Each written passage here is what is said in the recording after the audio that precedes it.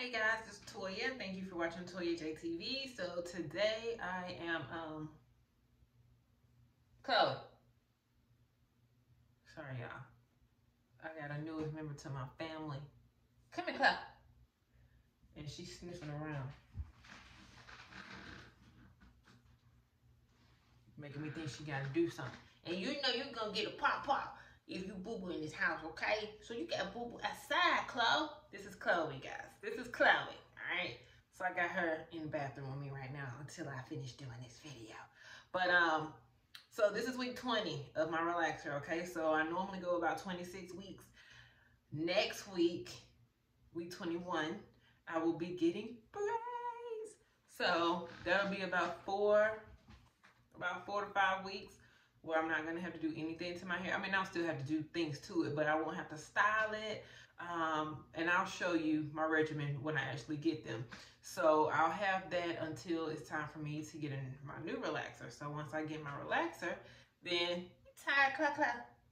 So once I get my relaxer, then I'll take the braids down, shampoo it, shampoo it, condition it, and prep it for touch-up time, okay? So this is actually gonna be the last time, and I don't think I'm gonna style my hair this week because I have a wig that I wanna make, and I think I'm gonna wear it this week, even though it's hot as hell. But I'm only gonna be going outside to do small things. Like I'm not gonna be outside for extended periods of time. So the fact that it's long should not bother me too much because the only time I'll be out of the house for an extended period is when I'm at the salon and there's nice cool air conditioning in there. So I don't have to worry about that. You know, when I go to my car, I don't even feel the temperature outside until I get to my destination, you know, since I have it in the garage and everything. So this is what I have done so far. So right now, I have shampooed it, I clarified it, deep cleansing with the Extreme Clean Clarifying Shampoo. After that, I used the Honey Oat Moisture Silk. This is great for chemically treated hair, whether it's colored or relaxed or both. This is great because it adds protein to the hair, which strengthens the hair. Not a whole lot, but it's just lightly infused with it. Then I kind of finished this bottle up of replenishing conditioner. Need to go grab me a new bottle. So that's where I am now. Towel dried my hair. Chloe, you gotta get down, okay? If you need a pee-pee, let me know, all right? If you need a boo-boo, let me know, okay? She's just a puppy, but she better let me know. All right, come on. She wanna be held, so she don't wanna get down. She don't wanna get down. All right, I'll get you back in a minute. That's Chloe. All right, so right now what I'm gonna do is apply the leave-in conditioner. So I'm gonna use the vanilla milk. She's sitting right here in my foot because she's like, please pick me back up. This is the vanilla milk leave-in conditioner. It also is lightly infused with a different type of protein, but it is protein in here also. I love the products in the pink and white, which is called the Protein and Strengthening Collection, because if you have relaxed hair, you know, the chemical can somewhat weaken your hair. So it's always good to keep it strengthened and strong so that when you're styling and everything, it doesn't break very easily. All right, so I'll take this towel off because it looks like I'm naked when I put it over my tank top. So anywho, so this is a leave-in conditioner. There is one just like this that does not have protein, but it doesn't have as much in it. This has 12 ounces. The other one has 8 ounces, and that's in the black and white. Comes like this, the original collection, okay? So I use this to detangle, to soften, and it can also be used as a heat protectant because it has heat protectant in it. And when you're using this one, it protects from damage and it strengthens the hair as well. She like laying right in between my feet. This dog is spoiled already. Okay, anywho, I know y'all don't care about that dog. So, then you want to detangle. I wanted to show you guys how to properly detangle. You start at the ends, okay? You start at the ends and you work your way up. The reason why you don't start up here is because as soon as you reach a tangle, you're gonna have a tendency to pull, okay? If you start from the ends and work your way up, you're not really pulling. And if you have a tendency to pull your hair, well, what happens is it can break faster, okay? Especially when it's wet. Hair is more fragile when it's wet.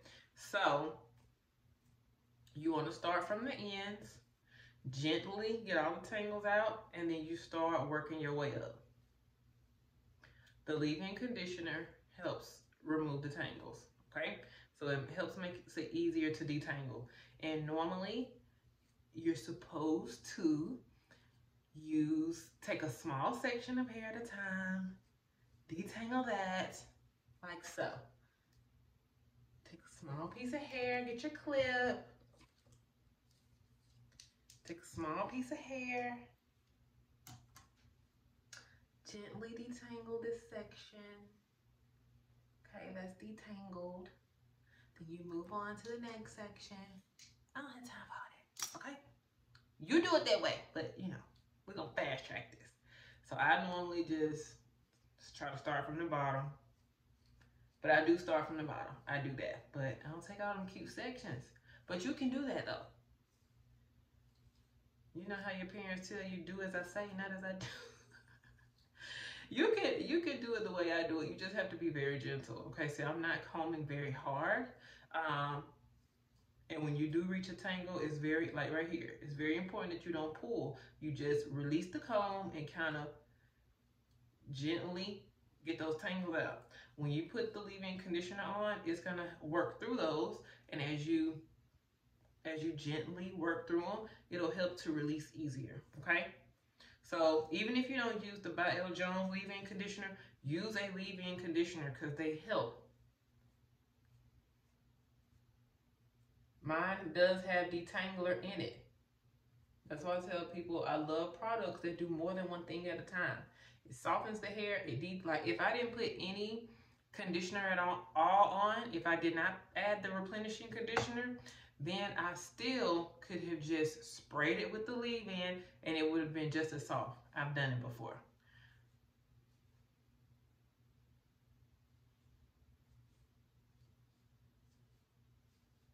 And that wasn't by choice. It was just that I think I like ran out of conditioner and didn't feel like running downstairs to get more. So I was just like, let me just see what'll happen. And it was fine. All right. So basically, once I get the tangles out, I am going to let my hair air dry because again, I'm not gonna technically be styling it today. I'm gonna attempt.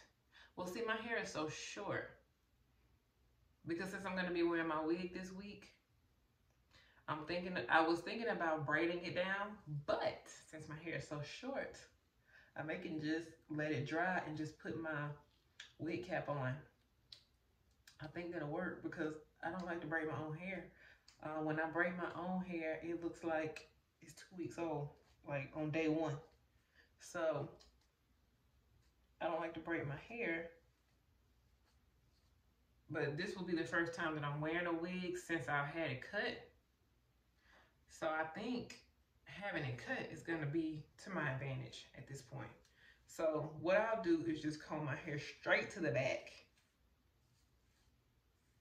I think that's going to work out just fine. So I'm going to comb my hair straight to the back. Now I do want to emphasize, you need to be gentle with your hair, okay? Especially when it is wet. Now you are supposed to have a few strands when you're detangling your hair. You should have a few strands in your comb, and that's just because your hair is, it sheds daily. So like, if you're like me, I shampoo my hair every week, okay? So when you're detangling, it's normal to have strands of hair in the comb because it sheds daily, but you should not have balls of hair, like literal clumps of hair every single time you comb it, or every single time you shampoo it, you got a ball of hair like this. That should not be the case. You should not be shedding. Normal shedding is like up to 200 hairs a day. So it could be 100, it could be 150, it could be less. But if you are shedding more than 200 hairs per day, and that's not like, okay, like for instance, a lot of this hair came out when I was detangling, okay? This is not 200 strands, but it looks like more strands than what it is because it's balled up. Like if I were to literally take each piece, oh, there's a gray one in there. Oh well. If I were to, there's the gray one. But if I were to take each piece of hair out of here and count them, this is not even 50 strands of hair, okay? So, you know, and they should be long strands because long strands signals that it's shedding. Because when your hair sheds, what literally happens is the hair that's growing in its place, it pushes the hair that's currently there out. So the hair that's currently in that hair follicle gets pushed all the way out. So that means it's coming out from the root. So it pushes that hair out and then your new hair starts to grow in its place, okay? So when you're shedding, you should see long hairs because again, that hair is coming from your actual hair follicle. That old hair is pushing it out to take its place, okay? It wants to be the queen. So it takes its place, tells the other hair, hey, you're no longer needed here, goodbye. And then that hair sheds. But if you do not comb that hair, then it doesn't have anywhere to go, okay? So that's why even when you have braids, your hair is still shedding. But even when you, so that's why like if you have braids for 2-3 months and your hair is shedding, let's just say 100 hairs per day, 30 days, your hair is shedding 100 hairs per day, okay? That's at least 3,000 hairs for that month. And then if you do that times 3, because let's say you keep your braids for 3 months, okay, that's 9,000 hairs. So by the time you take your braids down, you see hair everywhere. And then you're like, oh my God, I'm never getting braids again because it made all my hair come out. No, sis, it did not make all your hair come out. What happened is, it's just an accumulation of the hair that shed, but since it was braided up, it did not have anywhere to go. And then when you took your braids down, you released that hair that was already loose and that was already shedding and that accumulated over the span of 3 months, okay? That's why by the time you actually detangle your hair and you look at yourself, you don't really see, like you don't see any bald spots, you don't see any patches, you don't see like overall just more thinness, because it pretty much looks like your same amount of hair. And like I said, that's just because you just had normal shedding, but you just took it all out at one time, okay? So, here come my child, y'all. Beware.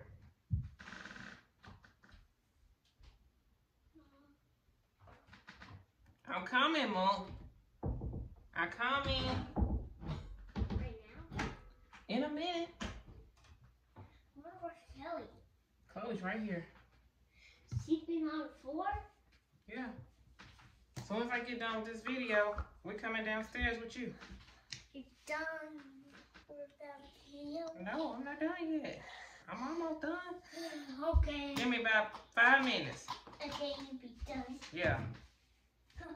Okay. Thank you, Boo Moo. Thank you. So he's downstairs. Oh, this is what I need. He's downstairs playing his Xbox. And he does not want to be downstairs alone. Now normally when I say, are you gonna be down there? You're gonna have to be down there by yourself for a little while. Oh Mom, don't worry. That's how he talks. Don't worry, I'll be fine. Then 5 minutes later, you gonna come downstairs with me? So anyway, so now I am using the whipped honey foam wrap. And I'm just using the whipped honey foam wrap to lay this down, okay? So I'm gonna lay my edges and my roots down. And if you are a By L. Jones customer, so this is the story about these, see, this is the story. Whipped honey foam wrap, this is a foam wrap that, it's a setting lotion in a foam form, okay? However, what I have learned is that these bottles, for some reason, do not like my foam wrap. So when you try to make it come out, the top either gets stuck or it don't come out, right? So temporarily, I just have it in a spray bottle, okay? But if you put it in a spray bottle and do like this, it still foams. I have corrected that problem, okay? So I'm currently sold out of just about everything, but when I restock, there'll be brand new bottles. They've been tested, all that good stuff, all right? So, anyhow, it still works the same. So if you happen to have that problem, just know that it's not anything you did, it's that bottle, all right? So, what I do is I kind of just use the foam wrap and I comb it. And I don't necessarily put it everywhere. Like you just saw, I just put it around the edges and right on the roots. Now you could, if you wanted to make it just hella easy for you to style, you could section by section, like part this, comb it down, put some more foam wrap right there, then you can part it again, put some more foam wrap right there, and you can have it all over, and then you can tie it down and let it air dry, and then once your hair does air dry, it'll be way straighter and much easier to manage than if you did not put any foam wrap on there at all. So basically the goal when you're stretching your relaxers is to make your new growth manageable, okay? If you're unable to manage your new growth, you're more than likely not gonna stretch for very long. And like I just told somebody else, I literally just told somebody else, like, look, if it's too hard for you to stretch your relaxer, let your stylist do the hard work. Go to her, let her silk press it, or style it or whatever, and all you have to do is maintain it. Like, if you cannot do it on your own, don't try to. I tell my clients that all the time. Like, look, they're like, oh my God, it's so hard to stretch, I can't go past 8 weeks. Okay, if you know you can't go past 8 weeks, then at week 8, when you know you can't do it on your own anymore, you need to make an appointment. Because if you have a stylist that's anything like me, we can get your hair straight. We can get your hair straight. If your stylist can do a silk press, they can get your relaxed hair straight if you got some new growth, okay? And you just go, get it straight, and when you come home, all you gotta do is wrap it. That's it. Let your stylist do the heavy lifting, all right? So basically, after I have put my foam wrap on, I am now tying it down with my satin scarf. This scarf is at byljonesproducts.com. So I'm tying it down, and I'm tying it down kind of tight. Like, not too tight to make you uncomfortable, but you want it secure. Because that's basically all this. See how flat this is? That's how flat your hair is going to be when it's dry. And then I just let the back hang. Now, if you're the type to where you're always, because if you just leave your hair alone, it'll dry just like this. If you're the type you always got to play with it and touch it and see what the status of it is it dry, is it almost dry, then you want to put you a bonnet on top of this so that you can leave it alone, all right? So, that is how, this is my regimen for today, and this is how I'm going to prep my hair for my wig. So again, my hair is so short that all I got to do is put my cap on, because my hair already be laying down. I can just put my wig cap on, put my wig on, and I'm out the door, all right? So that is how we do that. I'll do a separate video to show y'all the wig, because I got to go prep it and everything. But I can be doing that while my hair is drying. All right, so I'm just gonna let this air dry. If you want, you could sit under a hood dryer with your scarf on. I got other things that I need to do, so I'm not gonna do that. All right, so thank you for watching. I hope this helped you. Be sure to subscribe to the channel if you have not already. Thank you for watching, and I will talk to you all later. Bye-bye.